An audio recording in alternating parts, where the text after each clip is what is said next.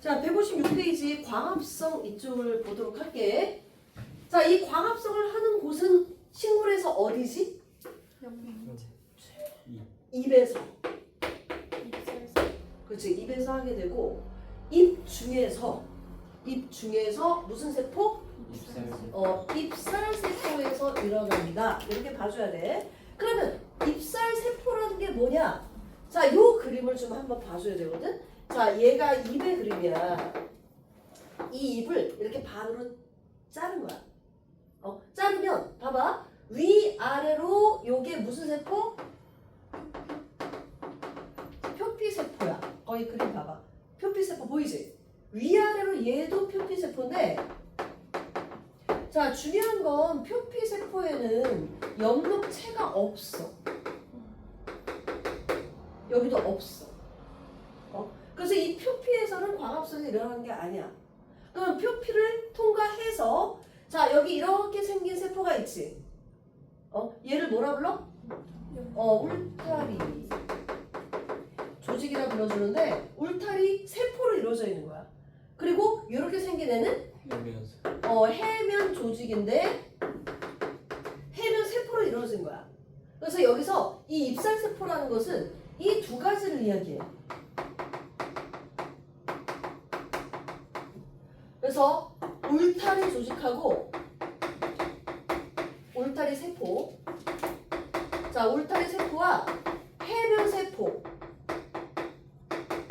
이 두 가지를 묶어서 뭐라 불러준다? 입살 세포라 불러줘. 왜냐? 울타리 조직하고 해면 조직에 엽록체가 제일 많아. 특히 울타리 조직에 되게 많아. 그래서 엽록체는 여기 울타리 조직하고 해면 조직에 있는 게 엽록체다. 그리고 이 기공의 공변세포 기억나? 이 공변세포에는 또 말하자면 엽록체가 또 들어가 있는 거고. 알겠지? 자, 그래서 자, 위아래로 이 표피 조직에는 없지만 울타리 조직하고 해면 조직, 여기에는 엽록체가 들어있어서 광합성을 할 수 있다. 됐죠? 그래서 입살세포라는 개념. 자, 엽록체는 이 그림이지 지금. 여기 봐봐. 자, 엽록체는 기본적으로 몇 중막이야? 이중막이야. 그리고 자체 뭐가 있어? DNA. 자, 자체 DNA와 라이보솜 두 가지가 있지. 자꾸 용어가 바뀌어가지고 헷갈리게. 리보솜. 자, 이게 바로 엽록체인데 여기 그림을 볼게. 자, 이중막은 확인이 되잖아, 그치? 이게 막이야, 이중막. 바깥에 외막, 내막 됐지. 자, 여기 동전 모양이 쌓아진 부분이 있어. 자, 이 동전이 쌓아진 부분을 뭐라 불러? 그라나. 자, 여기도 그라나. 여기도 뭐야? 그라나. 이 동전들이 쌓여 있는 모습을 우리가 그라나라 불러. 그리고 이 동전 하나하나 한 층 한 층 쌓여져 있잖아. 이 하나하나는 뭐라 불러? 타이라코이드. 자, 이것도 용어 약간 바뀌어가지고, 자, 타이라코이드 라고 불러준다. 되게 중요하다. 그래서 타이라코이드가 모여서 뭐가 되는 거야? 그라나가 되는 거야. 그러면 이 그라나 없는 요 부분, 기질 부분은 뭐라 불러? 얘는 스트로마. 자, 동전 아닌 부분은 뭐라 불러? 스트로마. 자, 이 스트로마가 일종의 기질이 되는 건데, 이 스트로마에 자체 DNA, 라이보솜 이런 게 있는 거고, 엽록체 속안에서도 빛을 흡수하는 색소를 뭐라 불러? 엽록소라 불러. 그리고 카로티노이드. 자, 이 광합성 색소가 빛을 흡수한단 말이야. 색소이자 효소라고 생각하면 돼. 여기서는 색소라고 얘기가 나오거든. 그래서 색소이자 효소인데, 이 광합성 색소가 어디에 있냐면은 타이라코이드 막 위에 있는 거야. 자, 이 타이라코이드가 동전 모양으로 이렇게 쌓아진 이유가 뭐냐면은 표면적을 넓히기 위해서야. 알겠어? 표면적을 넓히기 위해서 그 동전 모양이야 지금. 그래서 그 위에 있다는 거. 그러면 자, 엽록체는 커다랗게 그라나 부분하고 스트로마 부분으로 나눠지거든. 자, 요게 1번, 요게 2번이야. 그래서 두 단계로 이루어져 있는데, 자, 그라나 부분에서는 명반응이 일어나고 스트로마는 암반응이 일어나. 자, 다시. 자, 광합성은 두 단계로 되어 있어. 첫 번째가 뭐라고? 명반응. 그 다음에 뭐가 일어나야 돼? 암반응. 해서 두 단계로 이루어져 있어. 두 단계. 명반응 다음에 암반응이 일어나야 돼. 그러면 이 명반응은 말 그대로 빛이 필요한 그 단계라 볼 수 있고, 그 빛이 필요한 단계가 그라나에서 일어난 이유는 이 타이라코이드 위에 광합성 색소가 있어서 빛을 흡수하기 때문이야. 자, 대신 그라나 부분은 빛과 상관이 없어. 염덕소가 있는 곳이 아니야. 그래서 얘는 명반응에서 일어나는 결과물을 가지고 포도당을 합성하는 곳이야. 그래서 두 단계로 이루어져 있어. 자, 이 두 단계가 필요한 요인이, 환경 요인이 틀리고 생성물이 틀리다는 거. 이해되지? 자, 여기까지가 거기 나오는 구조에 해당이 된다. 자, 조금 더 자세히 본다면 책을 봐봐. 자, 타이라코이드 막에는 비데너즈를 흡수하는 뭐가 있다고? 광합성 색소. 표시. 광합성 색소에는 뭐가 있어? 엽록소 A하고 B. 그리고 카로티노이드. 자, 이 카로티노이드가 카로틴하고 잔토필 두 가지로 되어 있거든? 자, 이 카로틴은 아까 말했듯이 캐롯, 당근에 많은 주황색. 잔토필은 뭐냐면은 그 은행잎 노란 거 있지? 이게 잔토필이야. 그래서 다른 색깔이야. 엽록소는 무슨 색깔이야? 초록 색깔이잖아. 그래서 초록색은 엽록소가 되는 거고, 이 카로티노이드는 주황색, 노란색 이렇게 존재를 하는데, 그 이유가 뭐냐면은 이 엽록소 A하고 B가 녹색 색소가 온도에 굉장히 민감해. 여름에서 가을로 가잖아. 그럼 바로 기온이 떨어지지? 기온이 떨어지면 바로 얘네가 파괴가 돼. 근데 가을에도 우리가 광합성을 안 할 수가 없잖아. 그래서 그때는 카로티노이드계 이 색소가 광합성을 하게 되는 거야. 보조 색소라고 생각해 주면 되는 거거든. 그럴 때 이제 단풍이 드는 거지. 겨울은 잎 자체가 아예 떨어지기 때문에 광합성을 못 하는 거고. 자, 뭔 소리인지 알겠지? 그래서 이름을 그렇게 알아두면 돼. 자, 그래서 거기 봐봐. 자, 카로티노이드 막에는 광합성 색소, 그리고 전자 전달계. 어디서 봤지? 세포호흡에서 본 거지. 전자 전달계. 그리고 ATP 합성 요소. 이것도 세포호흡하고 똑같아. 이런 게 있고. 자, 스트로마에는 포도당 합성에 관련된 여러 가지 효소, 그리고 DNA 라이보솜, 거기 표시.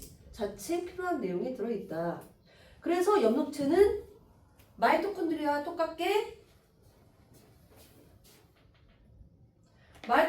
똑같이 스스로 자기 복제가 가능하다. 자체 DNA와 자체 라이보솜을 가지고 있기 때문에. 됐죠? 그래서 이 두 가지가 비교가 되고 있는 거야. 자, 옆에 사이드 내용은, 자, 얘네들 진화적 기원이 둘 다 세포에 기생하다가 공생관계가 되었다라고 얘기 나오잖아. 끌어들여서 공생관계를 유지하다가 뭐 세포 소기관이 되었다. 이런 얘기가 나오고 있고. 자, 이거는 여기서는 이제 그냥 참고. 여기서는 마이토콘드리아랑 엽록체 두 가지 비교가 되어 있어. 자, 156페이지 밑에. 자, 둘 다 이중각 구조지. 대신 마이토콘드리아는 안쪽이 쭈글쭈글한 무슨 구조? 크리스탈 구조. 엽록체는 타이라코이드 구조가 되는 거야. 둘 다 표면적을 넓혀서 반응 속도를 증가시키고자 하는 그런 역할이 있는 거고, 내막이 늘어서 있느냐 아니면 타이라코이드를 형성을 하고 있느냐, 이 두 가지가 가장 크게 차이점이라고 생각해 주면 돼. 자, 그리고 에너지 전환도 마찬가지야. 자, 마이토콘드리아는 무슨 에너지로 바꿔줘? 써라. 화학 에너지를 화학 에너지로. 엽록체는 빛 에너지를 화학 에너지로. 그래서 맨 밑에 보면, 자, 마이토콘드리아랑 엽록체에 발달하고 있는 복잡한 막 구조는 표면적을 넓혀서 반응 속도를 효율적으로 빠르게 일어날 수 있도록 도와주는 그런 역할이다. 됐죠? 선생님, 그러면 마이토콘드리아가 표면적을 넓히는 구조는 크리스타고 엽록체는 타이라코이드인 거죠? 그렇죠. 그러면 왜 그라나는 아니에요? 그냥 그게 아니라 타이라코이드를 합해서 그라나라 그러는 거지. 그러면 표면적 넓히는 거는 타이라코이드. 그러니까 얘네가 층층이 있는 게 표면을 넓히는 거고 걔가 그라나 부분인 거지. 타이라코이드가 합해서 그라나잖아. 네. 그러니까 그라나라 말해도 되고 타이라코이드라고 말해도 되는 거야. 다른 게 아니잖아 서로. 그게 이 납작한 동전 모양으로. 그치, 동전이 쌓아서 그라나야. 다른 게 아니야. 그래서 쌓아지면 더 면적이 좁아지는 거 아니에요? 아니, 그 사이사이가 또 있잖아. 그 사이사이. 그러니까 있어요. 그냥 이렇게 통짜가 아니라 그 사이사이에 이 동전 표면 자체가 다 타이라코이드야. 그 막 자체가 중요하다고 지금. 네. 그리고 그라나는 이 얘네들이 쌓여진 부분을 이야기하는 거야. 이렇게 쌓여진 모양이야, 모양. 네. 됐죠? 그러니까 타이라코이드 막 자체가 넓혀져 있다는 게 포인트야. 자, 그다음 오른쪽 페이지 157페이지. 자, 광합성 색소는 뭐하고 뭐가 있다고? 엽록소와 카로티노이드 용어로. 자, 엽록소가 녹색인 거지. 뭐하고 뭐가 있다? A와 B가 있고 엽록소는. 자, 얘네가 거기 표시해. 모든 식물은 엽록소 A하고 B가 공통적으로 있어. 굉장히 중요한 거야. 엽록소 A하고 B는 둘 다 있어. 대신 그 둘 중에 누가 중심적인 역할을 한다고? A가 중심적인 역할을 하는 거야. 자, 둘 다 공통적으로 있지만 누가 중심이다? A가 중심이다. 그리고 광합성을 하는 모든 식물과 조류에는 엽록소 A가 있다. 그 다음 카로티노이드는 자, 카로틴하고 잔토필이 있는 거고, 자, 얘네는 비드너스를 흡수해서 엽록소를 전달하는 보조색소이다. 엽록소만 흡수하기에는 너무 집중이 되니까 온도가 높아질 수 있으니까 이런 카로티노이드계가 있어서 같이 빛을 흡수해서 엽록소로 전달해주는 그런 역할을 하는 거야. 응? 이게 한 판이야. 그림 나오지? 자, 그래서 광합성 색소는 타이라코이드 막에 단백질과 결합한 복합체 형태로 존재한다고 해줘. 자, 복합체 형태로 존재한다. 이것도 알고 있어야지. 그리고 옆에 사이드에 자, 가을의 은행잎은 왜 노란색이라고? 엽록소가 파괴되기 때문에 나머지 카로티노이드 색깔이 드러나서 노란색이 된다. 이때 이 카로티노이드는 잔토필. 써라. 옆에 사이드라니까! 사이드! 아니 왜 애들이 못 알아듣지 지금? 자꾸 너네 집중력 떨어지면 안 돼. 얘 외울 거 많아. 자, 그 다음 빛의 파장과 광합성 색소를 보자. 자, 빛의 파장은 얘네가 가시광선을 흡수를 하잖아. 가시광선이 파장이 얼마에서 얼마야? 380에서 750 나노미터 사이야. 자, 나노가 몇 승이야? 10의 마이너스 9승. 자, 그래서 이 그래프도 마찬가지야. 이게 빛의 파장이기 때문에 380에서 얼마? 750. 자, 380에서 750 사이를 지금 이야기를 해주고 있는 거고, 자, 두 가지 그래프의 의미는 얘는 흡수되는 파장, 엽록소에서. 얘는 뭐야? 광합성이 일어나는 빛의 파장. 두 가지를 따로따로 그리고 있는 거야. 자, 그것을 뭐라 불러줘? 흡수 스펙트럼과 작용 스펙트럼. 자, 흡수 스펙트럼은 잘 봐. 엽록소 A하고 B가 대략 이렇게 돼 있을걸? 자, 어디와 어디에서 흡수를 많이 하고 있어? 그렇지. 청색과 빨간색. 자, 흡수를 많이 하는 곳은 청색광과 적색광이야.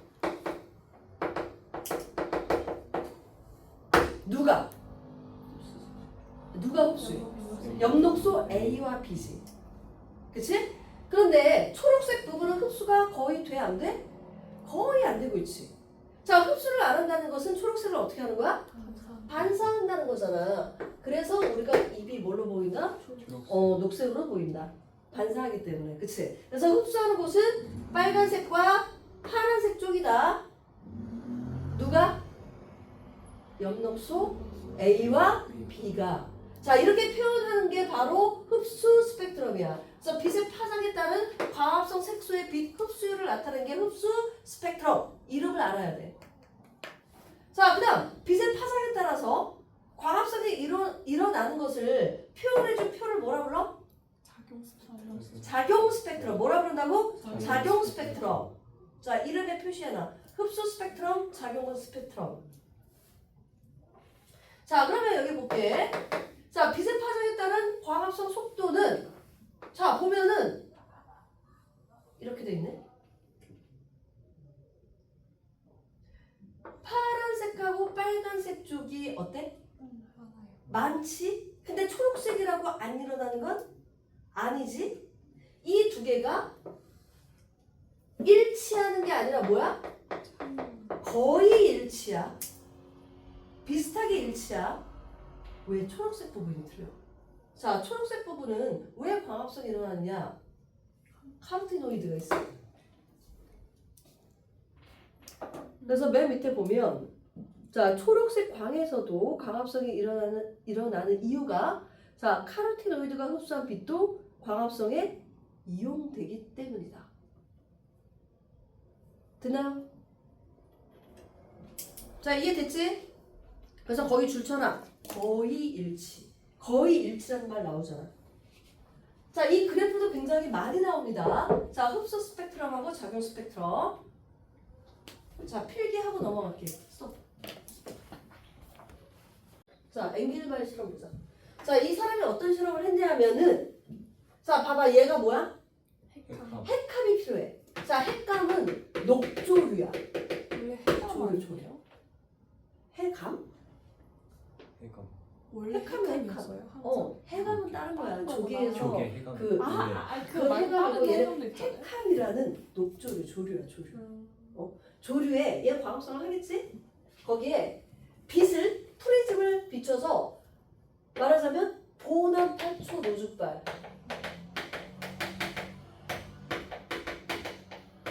빛의 파장에 따라서 다른 색깔의 영역의 빛을 비추는 거야. 그러면 광합성을 활발하게 한 곳이 있고 광합성이 활발하게 안 일어나는 곳이 있겠지. 그걸 이제 실험으로 확인하는 거야. 그러면 얘가 자기가 좋아하는 색깔의 빛을 많이 흡수해서 광합성을 활발하게 할 때 무슨 기체가 발생해? 산소 기체가 발생을 하겠지. 광합성의 결과 산소가 나오잖아. 그게 바로 파란색과 빨간색이야. 자, 파란색과 빨간색은 무슨 기체가 나온다고? 산소 기체가 나와. 그러면 이 산소 기체가 나오는지 어떻게 확인을 했느냐? 자, 거기 봐봐. 산소세균. 옆에 사이드 봐봐. 산소세균 보여? 거기 표시. 산소세균을 풀어놔. 이 산소세균은 산소가 많은 곳에 모이게 돼 있어. 그래서 봤더니 여기에 모이고 여기에 모였더라 이거야. 그래서 빛은 어디에서 활발하게 발생한다? 적색광과 청색광에서 활발하게 일어남을 알 수 있었다. 이게 실험 결과야. 알겠지? 간단한 실험이야. 그래서 이걸 의미를 알아야 돼. 핵함이 광합성을 하는 거고 산소세균은 산소 기체가 발생하는 걸 확인하는.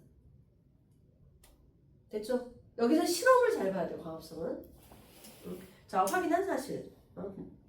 자, 그 다음 탐구 자료창에 크로마토그래피 발표. 자, 이 크로마토그래피도 1차 크로마토그래피가 있고 2차 크로마토그래피가 있는데 여기서는 1차 크로마토그래피에 대해서 얘기를 해주는 거야. 자, 여기 보면 TLC 판이 있고 자, 우리가 중학교 때 배웠을 때는 요거 뭐로 했어? 거름종이나 분필 이런 걸 사용했지, 그치? 그래서 전개 판을 여기서는 TLC로 사용을 하는 거고 거기 보면 자, 시금칠 분말하고 추출액 거기 표시. 추출액은 뭐하고 뭐를 섞은 거야? 석유 에터와 아세톤을 7대3으로 섞었다. 근데 이거는 그냥 참고로만 봐주면 돼. 자, 그 추출액을 넣고 이 분말하고 섞으면 이 시금치 잎에 있는 말하자면 엽록소, 카로티노이드계 색소가 거기에 녹아 들어가는 거야. 녹게끔 그 용매를 넣어준 거야. 그 다음에 두 개 층으로 분리될 때까지 세워놔. 그 위에 상층에 빛이. 자, 두 개 층이 있을 때 이 상층액이 바로 뭐가 되는 거야? 추출액에 광합성 색소가 녹은 거야. 알겠어? 이 부분을 뽑아낼 거야. 자, 이 부분을 뽑아내서 어떻게 하냐면은 이 TLC 판에 자, 급을 그어서 원점을 그렸지? 여기에다가 이 추출액을 점으로 찍어. 그 다음 말려. 또 점으로 찍어. 말려. 또 점으로 찍어. 뭔 소리인지 알겠어? 이 추출액을 여기에다가 묻히되 점 형태로 계속 여러 번을 찍어서 말리는 거야. 그럼 얘가 조금 진해지겠지. 그러니까 중학교 때는 검정색 색소 사인펜을 여기다 몇 번 찍었다 뭐 이렇게 표현을 했잖아. 여기서 이 추출액을 몇 번 여기에다가 찍어서 말리는 거야. 이해돼? 자, 그리고 어디에 담그냐면은 전개액에 담궈. 근데 거기서 전개액을 표시. 요거를 알아야 돼. 자, 전개액도 똑같이 석유에터와 아세톤이 7대 3으로 섞인 거네. 그치? 그리고 얘가 이 원점이 봐봐. 이 전개액에 잠겨야 돼? 안 잠겨야 돼? 안 잠기도록 설치를 해. 그러면 이 전개액이 이 TLC 판을 타고 쫙 올라간단 말이야. 쫙 올라갔어. 쫙 올라가면서 여기에 이 추출액에 녹아있었던 광합성 색소가 이렇게 퍼지게 돼. 자, 빨리 움직이는 애가 있고 느리게 움직이는 애가 있단 말이야. 거기에 따라서 자, 이런 식으로 혼합 용액을 분리시키는 게 바로 크로마토그래피다. 기억나죠? 중학교 때부터 배웠어. 자, 그렇게 했다는 거. 자, 그래서 여기서 전개율 구하는 방법. 자, 전개율 구하는 방법은 자, 원점에서 전개액이 움직인 거리 분의 이 색소가 움직인 거리를 대입을 하게 되면 전개율이 되는 거고, 그러니까 용매가 움직인 거리분의 얘가 움직인 거리. 이게 전개율이 되는 거고, 이 전개율은 물질마다 틀려. 색소마다 틀리고, 같은 색소라면 이 전개율이 어때야 돼? 같아야 돼. 그래서 우리가 그 어떤 물질인지 확인할 수 있다는 거야. 뭐 이런 걸 가지고 우리가 도핑 테스트, 약물 검사, 뭐 이런 것들 등등을 할 수가 있는 거지. 자, 그래서 거기 보면 뭐 엽록소 A가 B보다는 빠르지, 그치? 그치? A가 더 빨리 움직이는 거고, 그러면 엽록소 A는 이 전개액에 말하자면 그 인력이 더 센 거야. 흡착력이 더 센 거야. 그리고 TLC 요 판 자체의 흡착력이 더 좋으면 많이 못 움직여. 그러니까 말하자면 여기에 잘 흡착이 될 것이냐, 얘를 더 좋아할 것이냐, 이 차이거든. 전개액과 더 인력이 커야지만 더 많이 움직이는 거고, 이 TLC 판을 더 좋아하게 되면 덜 움직이는 거야. 흡착이 빨리 되는 거야. 알겠지? 요거는 원래 화학에서도 배우게 돼. 그래서 생물에서는 이 전기율 구해서 자, 이 용액이나 색소가 뭔지 구별하는 거. 요 정도고, 자, 옆에 사이드에 두 가지가 나와 있는데 걔는 그 경우는 이제 학교에서 배우는 대로 외워주면 될 것 같아. 원래는 외우는 순서가 있는데 여기 좀 약간 다르게 나왔다. 자, 됐죠? 자, 여기까지 필기 하고, 자, 그 다음에 광합성 계열로 넘어갈게. 자, 159페이지 광합성을 잠깐만 볼게. 자, 일단 광합성은 전체 화학 반응식이 자, 6개 이산화탄소, 12개 H2O. 자, 그 다음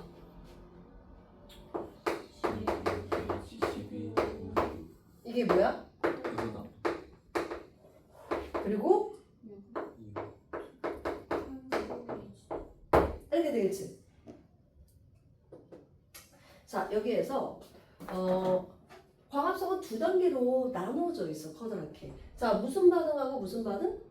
명반응과 안반응. 자, 당연히 빛이 필요한 단계가 명반응이겠지. 안반응은 빛은 필요가 없어. 대신 여기서는 온도가 좀 필요해. 효소가 많이 작용을 해야 되기 때문에. 그래서 명반응 다음에 안반응인데, 자, 명반응이 반드시 일어나야지 안반응이 될 수밖에 없어. 왜? 에너지. 아니, 여기에서 공급해야 되는 물질이 있기 때문이야. 자, 이 명반응에서 안반응으로 공급해야 되는 물질이 바로 뭐래? NADPH. 자, 어디서 많이 보지 않았냐? NADH. 그치. 세포호흡에서는 뭐였어? NADH야. 여기는 NADPH. 얘와 ATP를 명반응에서 공급을 해줘야 돼. 그러면 안반응에선 사용하고 뭘 줘야 돼? ADP와 NADP 플러스를 공급해 줘야 돼. 그래야지 또 면반응이 일어날 수 있고 면반응에서 안반응에 공급을 해주면 또 이런 식으로. 지금 무기 인사는 그거는 여기서 생략한 거지. 아 네. 중요한 건 물질이지, 그치? 네. 자 그러면 자 명반응은 빛이 필요해. 자 그럴 때 명반응 과정에 들어가는 것은 물이야. 이것도 증명될 거거든. 이산화탄소에 산소가 있고 물에 산소가 있으면 이때 이 산소는 어떤 산소로부터 생겼냐? 물로부터 생겨. 이게 면반응. 그러면 이산화탄소는 뭘 만들어? 포장을 만들어. 이게 안반응이야. 그러면 이것도 뒤쪽에 이제 실험에 나올 건데 이 산소하고 이 산소 중에서 이 산소를 발생하는 게 누군지 어떻게 확인해? 방사선. 그렇지. 자기 방사법.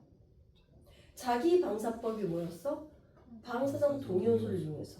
자 산소는 원래 몇이야? 16. 근데 얘 18짜리 방사성 동위원소가 있어. 그러면 봐봐. 얘를 16으로 하고 얘를 18로 해. 그러면 산소가 18짜리가 생겼다. 그럼 물로부터 분해됐다는 걸 알 수 있지. 뭐 이런 식으로 확인하는 거야. 이걸 무슨 법이라고 부른다고? 자기 방사법. 이렇게 경로를 확인할 때 사용하는 거야. 자, 그래서 거기 보면 여기 간단하게 지금 아직 나와 있어. 자, 명반응은 타이라코이드 막에서 일어나고 그라나에서 일어나는 거지. 그 다음 안반응이라고 여기서 이야기한 것은 여기 이름이 뭐야? 바뀌었다. 탄소 고정. 탄소 고정 반응.